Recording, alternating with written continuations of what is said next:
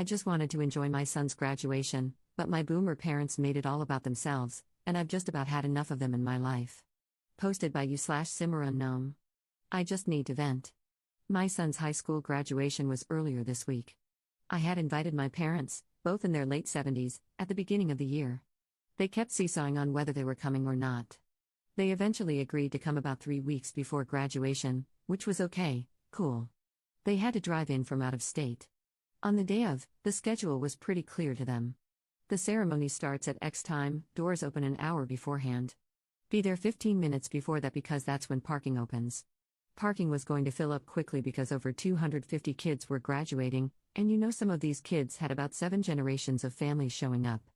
I told them to meet me at the parking garage 15 minutes before the doors opened. So what did they do? Leave their hotel, located 25 minutes away, 1 minute before that. Got beached at for not waiting for them, even though, 15 minutes after the doors opened, it was turning into standing room only. When we realized they weren't going to be there and parked by the time the doors opened, my husband, other kid, and I went to wait in line. Thank goodness we did, because about 5 minutes later, the line was down the street to the next block over. They wanted us to come back out to get them, which was impossible because the sea of people was all pushing one way. Not about to battle an entire army of people to get back out, no other way out either.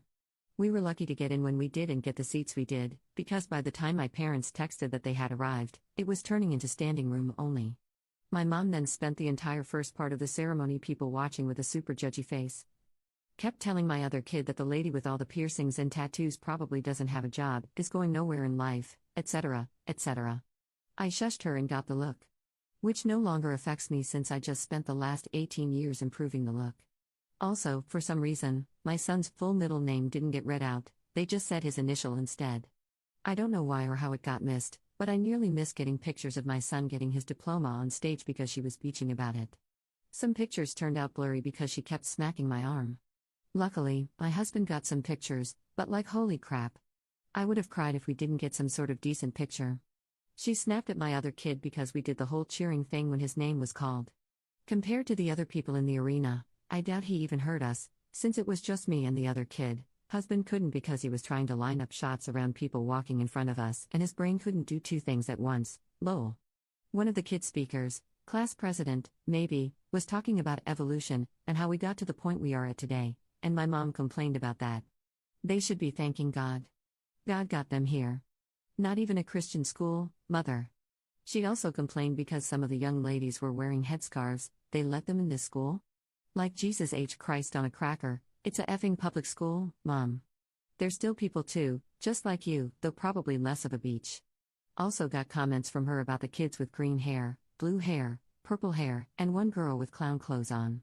They are going nowhere in life. Like, they just graduated, their life is just starting. The girl with the clown clothes was wearing a bunch of different graduation cords and had her name in the program with several scholarships listed. I pointedly told my other kid, and this is why we don't judge people based on their looks. They have tried to talk my son out of going to his choice of college. They think it's going to be too far away from me. Once we drop him off, we have to move across the country because of military orders, and that it's in a bad part of town. They're trying to paint some picture that my son is going to be stabbed, shot, mugged, and left for dead. The city the school is in has some crime, obviously, but the college itself has released their safety reports and hasn't had many issues or crimes. I use her favorite line when I voice a worry, it's all up to God. I'm not even religious or Christian anymore. Managed to get the look again when I said that. They are here for the rest of the weekend. We have another promotion ceremony for the other kid this weekend, 8th grade. So, send help? I think dealing with them has given me gray hairs. Top/relevant comments. Commenter. Why, just why continue a relationship with this person, regardless of familial connection? Ops response. She wasn't always this bad, or at least, maybe not that I could see. I think once she realized I stopped giving a crap about her religion, she decided it was time for the gloves to come off. Even though I have told her that's one of the main reasons I have issues with Christian beliefs. I moved away 4 years ago to be with my husband and haven't really seen her much since then. I never visit back home, and she has only come out this way once before. I only invited her because my son and she used to be close, and he wasn't opposed to the idea of her coming. Commenter 2. One of the hardest lessons for me to learn was that accepting or extending invitations made out of obligation was almost always a mistake. It took being ambushed by my elder siblings and pressed for money to make me say no more, and to stop caring about keeping the peace. Ops response. Yeah, my husband and therapist have been helping me understand and set boundaries. I still waver, obviously, but I've also made improvements.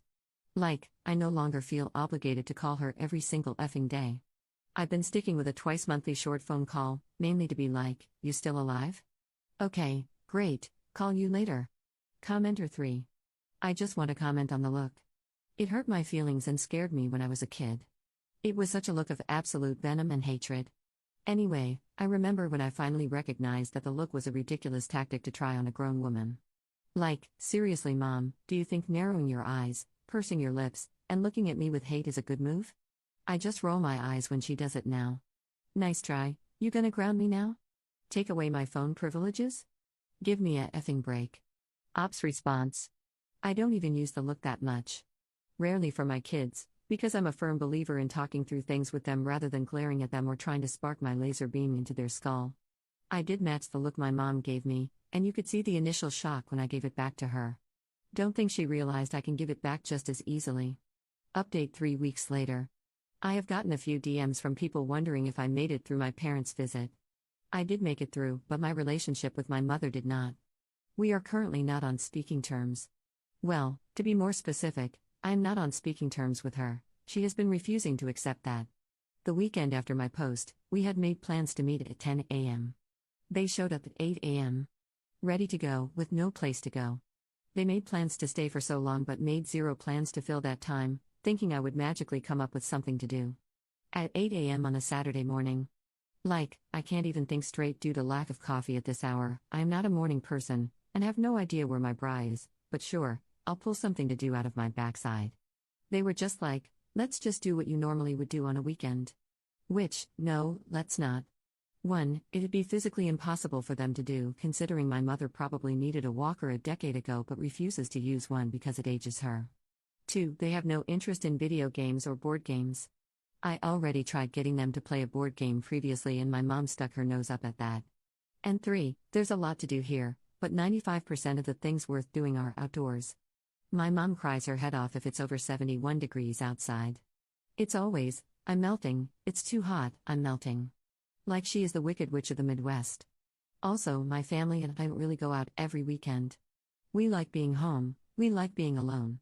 So there I was, scouring the internet for things to do with elderly people who can't walk in our area, and still getting hit with go hike here or there or over there, while wondering if parent daycare was a thing. Mom was chatting with my husband when she decided to start talking about her favorite subject, Emma, my stepsister/her stepdaughter. The way she gushes about Emma makes you think Emma craps out gold nuggets and pukes up diamonds, emeralds, and rubies, all while having the cure to cancer in her head. When our parents got married, she kept asking me, why can't you be more like Emma? Like, I don't know, Mom, maybe because I'm still a teenager while Emma is pushing 30 at the time. Naturally, Emma was going to be more ahead in life. But from the day they married until now, I was constantly compared to Emma, told to be like Emma, and occasionally called Emma. When I had a mental breakdown in my early 20s and ended up in the psych ward, I was told to get over it or return to God. But when Emma had a similar situation, it was all she needs, all the help she can get. Emma marries a crap stain of a man who abused her, and my mom is ready to scorch the world. But when I was dating a guy who turned abusive, it was my fault. You get the point. I have no real issue with Emma.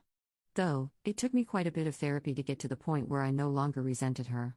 These days, we are mainly Facebook friends, liking each other's random photos. So she is gushing to my husband about Emma. I'm only half listening until I hear her say, clear as effing day, Emma is like the daughter I never had. My husband and her husband went deer in headlights shocked. My son, 18, said, WTF.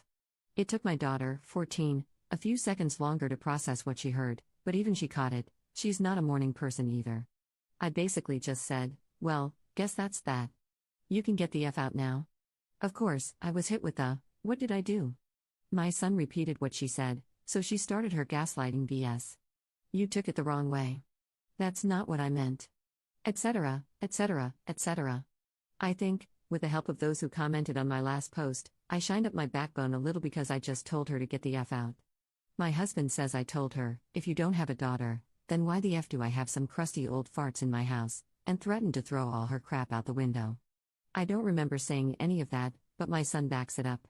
I don't remember a lot in the few minutes it took to get her tossed out. After she finally left my house, I broke down crying and got sick. I don't do confrontations very well. She keeps trying to call, text, and email me. My husband managed to get her blocked on my phone, so at least I don't get bombarded with calls and texts anymore. On the first day, before I blocked her, I had over 50 missed calls and 40 text messages from her. She also managed to fill up my voicemail, not that I listened to any of it. My husband deleted all of them for me too.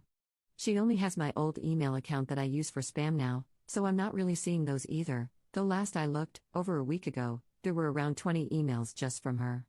I'm also starting to get a few letters in the snail mail from her too, so oh joy. I guess she told some sob story to Emma too, because she reached out to me. Luckily, she listened to my side and just told me, good for you. She also told me she has never been a huge fan of my mom for reasons like this but only plays nice and stays civil for her dad's sake. That made me feel a little better, knowing that Saint Emma dislikes her too. I was a mess for about a week after everything happened. Still am a mess, but less so. My husband and kids have been working hard to distract me, and I have been keeping up with my therapy sessions every week. She even got me in for an emergency session the next Monday. Luckily, my summer is about to get busy. Husband is taking a month off, we're having a garage sale, preparing to move to a new state, getting my son ready for college, so I will have plenty to do to keep my mind off things. I did tell my kids they were allowed to have a relationship with either grandma or grandpa, but they were both like, nah, they made my mom cry. Then they proceeded to demolish me in Mario Kart. Top/relevant comments. Commenter. You are free now. You no longer have to try and earn their respect. You no longer have to deal with their expectations, and no more of their BS. Start building your self-esteem and do not be like them to your children. Ops response. My therapist has been giving me some homework that is targeted towards self-esteem or self-confidence, something I have always been lacking. I'd like to think I've broken whatever parenting cycle in regard to my kids. I kind of viewed how I was raised and how my parents parented me as a what not to do guide. My kids and I have a great relationship. Both have said they feel comfortable coming to me for any reason, and have done so. Commenter 2. You've absolutely broken the cycle of abuse, and you should be so proud. I'm going to make an assumption that you're Gen X just based on your kids' ages and such, though it's true for older millennials as well. It's been our generation's curse, as well as our privilege, to break the cycle of abuse, to recognize that kids are humans with feelings and thoughts, and that we never deserve to be treated the way we were either. I see it daily, a generation fighting their damnedest to not be like their parents. I think we're succeeding. I really, truly do. Not only are the kids going to be alright, but so are we. Congrats on the shiny steel spine. But dude, seriously, you let them beat you in Mario Kart? Ops response. According to Google, I'm a millennial, 87. I was born late to my mom, 39 at the time, and had my oldest young, 19. But I do agree, I see a lot of people my age trying to raise their kids differently. Even when my kids were young, I gave them choices on various matters: hair, clothes, friends. Obviously not so much on food, otherwise we'd be eating chocolate cake for dinner daily. My mom never liked that I allowed my son to have longer hair or allowed my daughter to dress emo, goth/emo, lots of black involved. In my defense, I haven't played Mario Kart in ages, while they play it every so often. May have to practice secretly so I can get my revenge.